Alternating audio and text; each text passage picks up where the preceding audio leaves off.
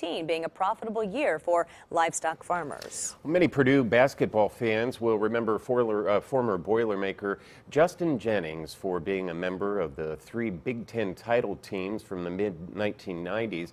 But what many people don't know is that Jennings came to Purdue with a pretty big secret. Sports 18's Ruben Juarez has his inspiring story. It's an ordinary January, Michigan morning. Inside the halls of Ypsilanti Community High School stands a big man. Hey, let's go! In a big brown suit, who took an extraordinary path to become a leader. With minutes to go before his students begin an exam day, Principal Justin Jennings gives them a friendly reminder. If you're not in class, teachers will lock the doors and you'll be escorted to the auditorium until the next exam. I would have never, imagined myself in this situation, having sat back in that classroom, 20-something years ago, at Central. As a high school basketball star at Grand Rapids Central in West Michigan, Jennings aspired to reach the next level. Them shorts are small. In spite of the tight attire, there was no doubt Jennings was a high flyer. At the end of my recruitment, I was getting recruited by just about every school you can imagine.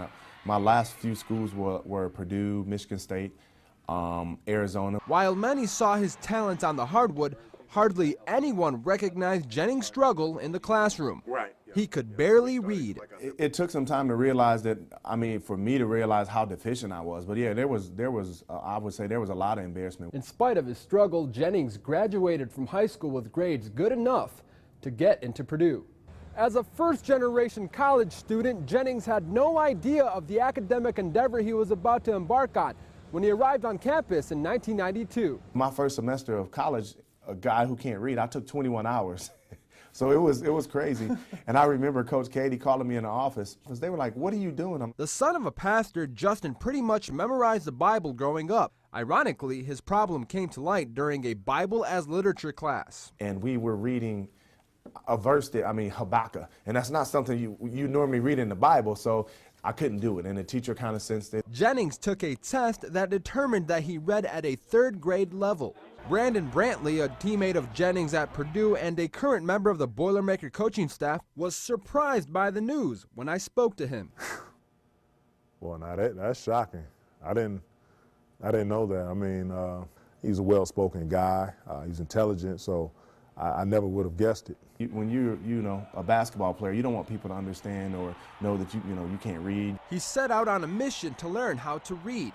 He reached out to his former 3rd grade teacher and they started with the basics. We were talking about words and she was showing me how to sound them out and different things like that. So during that time, I probably shouldn't tell this, because I actually almost flunked out of Purdue. He secluded himself in the stacks, far away from his peers, and simply put, just read, starting with kids' books like The Giving Tree. By the start of his senior year, not only was I able to read, but I was comprehending what I was reading also.